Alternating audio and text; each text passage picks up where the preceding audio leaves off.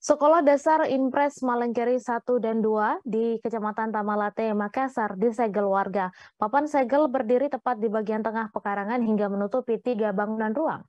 3 bangunan yang tertutup segel yaitu 2 kelas ruang belajar dan 1 perpustakaan. Kepala sekolah mengatakan penyegelan dilakukan oleh seorang yang mengaku pemilik lahan.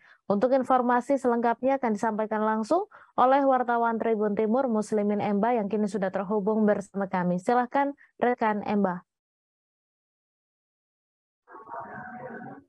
Ya, baik, Mei dan Tribuner, dapat saya jelaskan bahwa bangunan sekolah di SD Impres Malengkeri 1 dan 2 itu terdapat segel seng yang dibangun oleh seseorang yang mengklaim sebagai ahli waris ataupun pemilik lahan yang lahannya itu berada di 2 kelas ruang belajar dan 1 perpustakaan serta perpustakaan juga dari SD Malengkeri 2. Jadi ada 4 bangunan yang tertutup papan pelang seng yang merupakan segel yang dibangun oleh pihak yang mengklaim sebagai pemilik lahan yang kemudian mengganggu kenyamanan proses belajar mengajar. Namun demikian,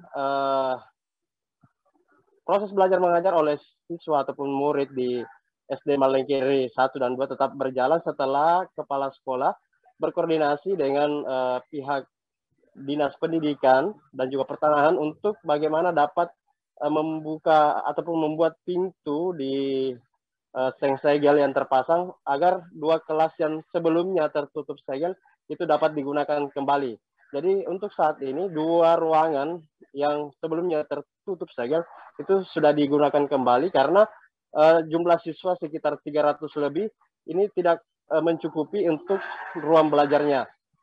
Selain itu, Mei dan Tribuners, pasca penyegelan oleh orang yang mengaku sebagai pemilik lahan ini, perpustakaan di SD Malengkeri 1 dan 2 itu dikabarkan kebobolan maling. Kenapa?